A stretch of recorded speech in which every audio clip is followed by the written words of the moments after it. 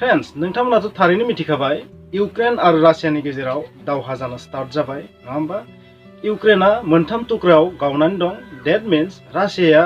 गावनि गोसो बादियैनो बे हादरखौ मोनथाम टुक्रायाव सोखावबाय मोनसे डनेट्स्क आरो मोनसे लुहान्स्क बेबायदि मोननै गोदान हादरनि जोनोम जाबाय नोंथांमोना थारैनो बे बाथ्राखौ निउसाव नुखाबाय थादों आरो बेनिफ्राय जों बर'फोरा मा सोलोंनो हायो आं दिनै बेखौ नोंथांमोननो बुंगोन थारैनो जोंनि गेजेराव मा गोरोन्थि जायोबा जों टुक्रा टुक्रि गावस्रानानै जों दुर्बल जानो हागौ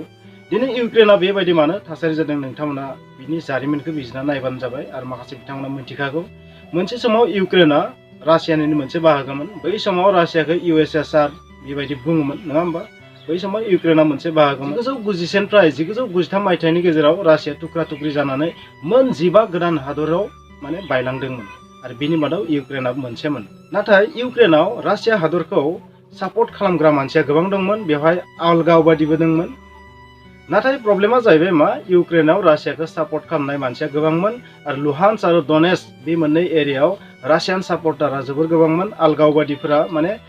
रासियाजों सरजाबनो बा रासियानि आन्दाराव सोलिनो थाखाय बिथांमोना राजिमोन मानो बेबायदि जाखानाय मोनसे हादराव जुदि बै जि खाबथा जानाय दुरुङा उइक जायोबा थारैनो बे हादरा टुक्रा टुक्रि जायो मोनसे माहारिनि थाखायबो बेनो बिथांमोना नुदों जे रासियानि व्लादिमिर पुतिन प्रेसिडेन्टआ माबायदि हुमखि होदोंमोन इउक्रेनखौ साननैसो सिगांनिफ्रायनो बुहुमनि गुबुन गुबुन हादरफोरा गोबां माने दम होबोदों रासियाखौ नाथाय रावखौबो खोनासङा मानो होनबा रासिया जाबाय सुपार पावार नोंथांमोना मिथिगौ USA नि उनाव नेक्स्ट सुपार पावार दङ होनबा रासिया USA आबो साहस खालामनो हाया रासियानि सायाव एटाक खालामनो थाखाय रासिया मा वार्निं होदोंमोन इउक्रेनखौ बे वार्निंखौ इउक्रेना नेग्लेक्ट खालामनायनि थाखायनो दिनै बे अबस्थाया जादों रासिया इउक्रेनखौ वार्निं होदोंमोन जे नेट'जों जइन जानाङा बा सोनाबारि हादरफोरनि मदद लानाङा इउनाइटेड स्टेट्स अफ आमेरिकानि मदद लानाङा इउनाइटेड स्टेट्स अफ आमेरिकानि बायदि सोलिनाङा नाथाय मानियाखैमोन इउक्रेना आरो मानियाबा जोबोर गाज्रि थासारि मोगा मोगि जानांगोन बेबायदि वार्निं होदोंमोन आरो बुंबायबो नाथाय इउक्रेना मानियाखै मानिनि थाखाय इउक्रेनखौ मोनसे मिटिंनि गेजेरजों गावनि हादराव मोनसे मिटिंनि गेजेरजों मोननै गोदान हादराव उदां होननानै फोसावनानै होबाय डनेट्स्क आरो लुहान्स्क बे जाहैबाय व्लादिमिर पुतिननि मोनसे आक्रामक नेचार होननानै बुंनांगोन बिनि उनाव मा जाबाय इउनाइटेड स्टेट्स अफ आमेरिका माखासे नेट' कान्ट्रिसफोरा मा खालामबाय सेंसन इक'नमिक सेंसन लगायबाय बायदिसिना रोखोमनि सेंसन बे सेंसनाबो माने व्लादिमिर पुतिननि जेबो खोमावनो हाबाखै मोदोम मोननो हायाखै थारैनो नुबाय नोंथांमोना दावहा नाङालासिनो इउक्रेनखौ मोनथाम टुक्रायाव सोखावनानै होबाय आरो रासिया खोथा होबाय जे डनेट्स्क आरो लुहान्स्क बे मोननै हादरखौ जायखिजाया प्रकारै मा खालामगोन रैखाथि होगोन लोगोसे इउक्रेनखौ एटाक खालामनानै बेहाय मा रासियाखौ सापर्ट खालामनाय सरकार लाना फैगोन थामहिनबा जेलेन्स्किनि सरकारखौ गादिनिफ्राय बोख्लायनानै बेवहाय रासियान सापर्टार सरकार लाबोनो थाखाय दावहाखौ खालामनाय जाबाय आरो ओरैबायदि गोमोथाव रासिया मा रोखोमै एटाक खालामदों मोनथाम लामाजों इउक्रेनाव हाबदों क्रिमियानि लामाजों थांदों मोनसे बेलारुसथिं मोनसे हाबदों लोगोसे लुहान्स्क आरो डनेट्स्कनि बर्डार माने रासियान बर्डारजों हाबदों इउक्रेनाव आरो बिबो मा बेलिस्टिक मिसाइलजों एटाक खालामदों लं रेन्ज बेलिस्टिक मिसाइलजों एटाक खालामदों क्रुइज मिसाइलजों एटाक खालामदों सुखय एयारक्राफ्टजों एटाक खालामदों बम्बार एयारक्राफ्टजों एटाक खालामदों लोगोसे precision guided missile precision guided बम्ब बेफोरजों एटाक खालामदों खनसेनो गासैबो साइडनिफ्राय माने रासिया एटाक खालामदों इउक्रेननि सायाव इउक्रेनाथ' जोबोर उइक कान्ट्रि नङा होमबा रासियाजों रुजुबा बिसोरनि गोहोआ जोबोर उइक आर्मि पावारखौनो बुं इनफेन्ट्रिखौनो बुं नेभिखौनो बुं बा एयारफर्सखौनो बुं गासैबो बिथिङाव इउक्रेना जोबोर उइक रासियानिख्रुइ स' बे हादरा सानसे बा साननैल'सो दावहा नांनो हागोन रासियाजों बिनिख्रुइ बांद्राय हानाय नङा बे मोनसे आंनि अनुमान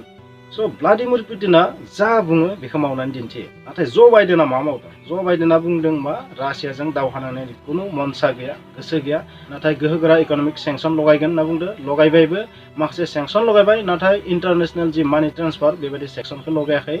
बे सेक्सनखौ लगायाबा रासिया माब्लाबो उइक जानाय नङा थारैनो ज' बाइडेना मा बुंदों नोंथांमोना मोनसे मोननै खिन्थानि रासियानि बे गाग्लोबनाया आयेन बेरेखा रासियानि इउक्रेननि सायाव बेबायदि एटाक खालामनाया मोनसे घुसपैठ रासिया इन्टारनेसनेल ल' बा नेमखौ सेफायदों आरोबाव रासियानि सायाव इक'नमिक सेंसनखौ बारानिफ्राय बारा लागायनाय जागोन USA इउक्रेनखौ रैखाथि होगोन नेट'नि मोनफ्रोम इन्सि हाखौ रैखाथि होगोन USA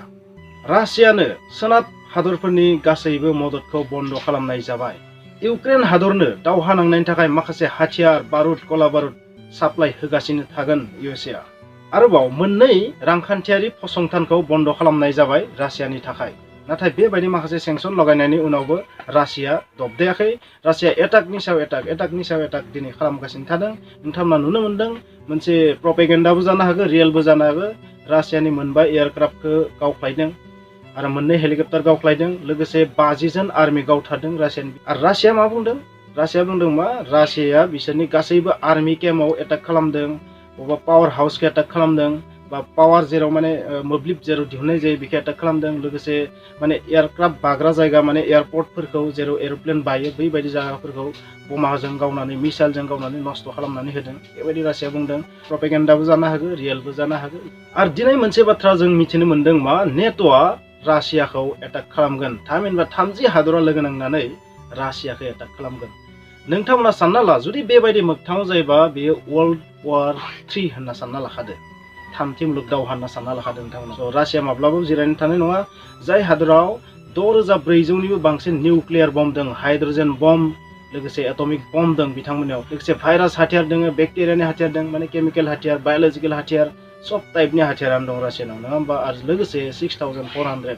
आरो नोंथांमोना मिथिगौ टिसार बम्बा जाय बमखौ जुदि खनसे होयो फ्रान्स सेबां हादरफोरा मा जायो 1 सेकेन्डआव गैया जानो हागौ ओरैबायदि पावारफुल बम बे टिसार बम्बा जायनि रेन्जआ 100 किल'मिटार माने जाय बमखौ होयोबा रेडियेलि माने 100 किल'मिटार रेन्जआव बरबाद जानो हागौ 1 सेकेन्डआव बैबायदि बम फैयोबा फ्रान्स बायदि मोनसे हादरा जोबस्रांनो हागौ बै नेट' कान्ट्रियाव मोनथामसो निउक्लियार पावार्ड कान्ट्रिबो दं निउक्लियार बम थानाय हादरबो दं जेरै फ्रान्स इंलेन्ड स' बेथ' जाबाय इन्टारनेशनेल बाथ्रा नङा होमबा बेवहाय जों नुनो मोनदों जे इउक्रेना मोनथाम थुख्राव गावलांबाय आरो मोनथाम थुख्राव गावनायनि जाहोना जाबाय इउक्रेननि सिङावबो माखासे माने आलगाववादिफोर दं बिनि थाखाय मोनसे हादरखौ गुबुन मोनसे हादरा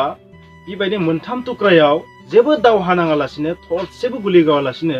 मोनथाम बाहागोआव सोलायनाया मानो जानो हागौ नोंथांमोना मिथिगौ थारैनो बे जाबाय मा गोरोबलायनाय गैयिनि थाखाय खौसेथि गैयिनि थाखाय बेबायदि जायो बेवहाय नोंथांमोना नुनो मोनगोन डनेस्क आरो लुहान्स्कआव रासियान सापर्टार आलगावबादि दं स' बिथांमोना रासियाखौ सापर्ट खालामो जायनि जाउनाव इउक्रेना बिसोरखौ डमिनेट खालामनो हायाखिसै आरो बेबायदि थानायनि थाखाय बै हादरा थुख्राथाम बाहागो जालांबाय आथिखालाव नुनो मोनदों बर'नि आफादफोरा मोननै जाना दं खावनै जाना दं जाबायदि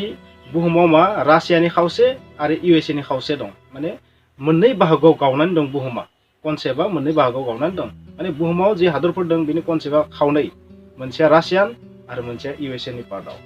थिग बेबायदिनो बर'फोरनियावबो दा जों नुनो मोनदों जे आफादफोरा मोननै बाहागो जानानै दं जोंनि पाब्लिकफोरा बर्तमानाव खावनैथ' जाद्रायाखै नाथाय आफादफोरा खावनै जानायनि मोनसे लामायाव जों जेनेरेलि बुंनो हागौ दा जेरैहाय नाय एबसु UPPL बर' थुनलाइ आफाद बा बेबायदिनो मोनसे मोननै आफादफोरा मा माने एबसुनि पार्टिं दं नाथाय जों नुनो मोनगोन अनजन दैमारि ग्रुपनि NDFB बिथांमोन BLT बिथांमोन BPF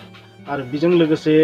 आरो गोदानै दाजानाय दा BNSU बे आफादखौबो जों नुनो मोनदों माने बिथांमोननि धाल जानाया माने बि ग्रुपआव अब्ला बेबायदि नायोबा जों नुदों आफादफोरा बेबायदि खावनै जानो हमदों बर'फोरनिया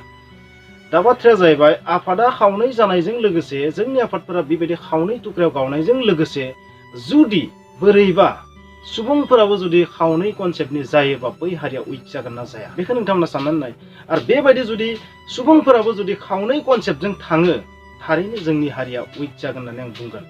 बेनिखायनो दानि थासारियाव जों अरायबो मोनसे बाथ्रा बुंनांगोन बबेबा हारिया बबेबा हादरा जुदि खौसेथियाव थाया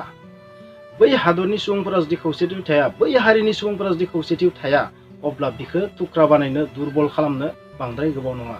गावनाया अरायबो उइक जाबायदि इउक्रेननि थासारिया दा जादों नोंथांमोना नुगोन मोनथाम थुख्रायाव गावलांबाय नोंथांमोना मिथिगौ भारतआबो माखासे थुख्रायाव गावबोदों मोनसे समाव भारतनि सिमाया इरानसिममोन नङा होमबा